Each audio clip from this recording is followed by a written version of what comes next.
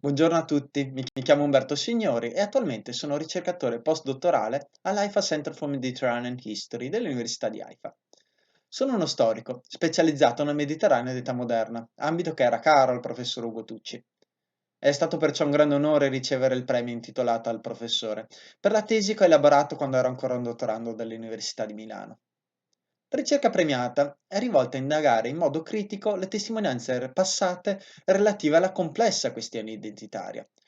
In particolare, la tesi si è concentrata sulle rivendicazioni di un'appartenenza veneziana nel Mediterraneo orientale della prima età moderna, osservando le tracce presenti nell'impero ottomano di famiglie notabili che possedevano il titolo consolare veneziano, nonché di lavoratori stagionali che in tale impero risiedevano. La ricerca esamina le diverse narrazioni proposte dagli individui che rivendicavano di meritare l'appartenenza alla protezione veneziana.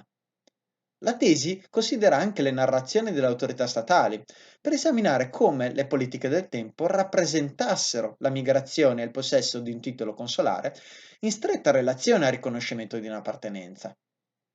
In contrasto con i pareri comuni nel campo dell'identificazione, questa ricerca mostra che l'appartenenza nella prima età moderna non fosse qualcosa di conferito da uno status giuridico o da definizioni territoriali.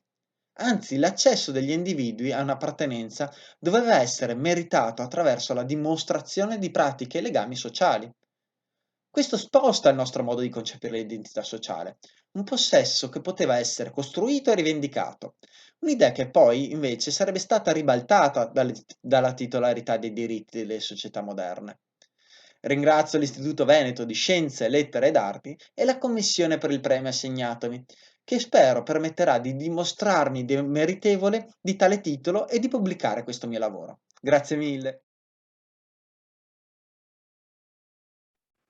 Buongiorno a tutti, mi chiamo Mauro Zazzaron, mi sono formato all'Università di Padova e nello stesso Ateneo nel febbraio 2019 ho conseguito il dottorato di ricerca in storia, critica e conservazione dei beni culturali. Attualmente mi sto invece dedicando alle attività di insegnamento nella scuola secondaria di secondo grado. Proprio alla tesi di dottorato dedicata al pittore trentino Umberto Moggioli è stato conferito il premio Angelo Zamboni dall'Istituto Veneto di Scienze, Lettere ed Arti.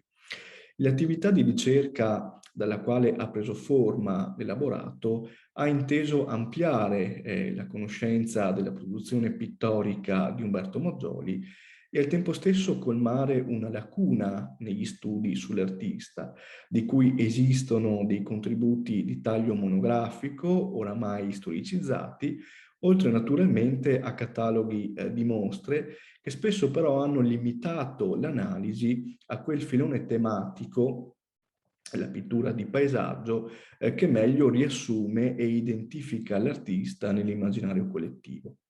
Dunque, questo censimento sistematico del corpus pittorico ha senz'altro contribuito a seguire meglio le tappe in cui si snoda il cammino dell'artista e ha consentito di togliere dall'ombra e di valorizzare un segmento di produzione, quello relativo alla ritrattistica, per nulla marginale o episodico, ma che ha trovato meno risonanza negli studi. Moggioli invece si dimostra attento, aggiornato sulla moda, sul gusto corrente e abilissimo nello scavo psicologico dei suoi personaggi. Dal punto di vista metodologico, poi, è stata fondamentale l'analisi del carteggio dell'artista, quindi dei suoi dialoghi epistolari. Gran parte di questo materiale, giacente in archivi privati, ha fatto da cornice al catalogo dei dipinti e ha permesso di sciogliere nodi di carattere biografico, di precisare la destinazione di alcune opere, cioè di ripercorrere la loro storia di provenienza o di collocare nel giusto orizzonte temporale quei dipinti sprovvisti di riferimenti cronologici. Infine, un altro tassello importante del lavoro è costituito dalle ipotesi di ricostruzione ambientale, cioè relative all'allestimento originario, delle collettive capesarine del 1909 e del 1912, laddove la difficoltà maggiore era quella di riuscire a determinare la fisionomia dei quadri esposti e il loro assetto distributivo all'interno delle sale di Palazzo Pesaro. Buongiorno a tutti, io sono Pierpaolo Biondetti, vincitore del premio Guerrino Leonarduzzi dell'Istituto Veneto di Scienze, Lettere ed Arti, che ringrazio. Sono specialista in radiologia e mi occupo di radiologia diagnostica e interventistica all'ospedale Policlinico Maggiore di Milano. La radiologia interventistica è una branca relativamente recente della medicina che si occupa, mediante tecnologie avanzate, di effettuare trattamenti mini-invasivi con guida imaging. Uno dei suoi ambiti di maggiore rilievo è il campo oncologico. La mia tesi riguarda la radiologia interventistica oncologica in campo urologico ed in particolare la valutazione di uno score in grado di predire complicanze e outcome in pazienti trattati con termoablazione percutanea per tumori renali. In pazienti con tumori renali, infatti, la terapia di scelta, quando possibile, rimane la chirurgia, ma in gruppi selezionati di pazienti è ormai diffusa in ambito clinico e compresa nelle maggiori linee guida la termoablazione percutanea. Questa consiste nel posizionamento sotto guida imaging di un ago nel contesto del tumore che è in grado di produrre un aumento o una diminuzione di temperatura a livello loco-regionale tale da produrre la morte cellulare del tumore.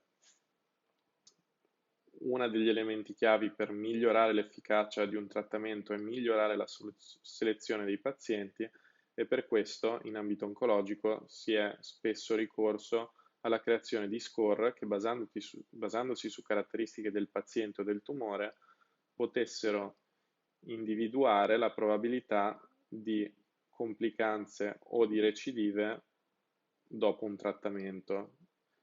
La mia tesi si occupa di valutare un nuovo score creato da radiologi interventisti per radiologi interventisti che sostanzialmente fino ad oggi hanno utilizzato invece score di derivazione chirurgica, nonostante le difficoltà di un intervento chirurgico non siano le stesse incontrate nel trattamento di termoablazione percutanea.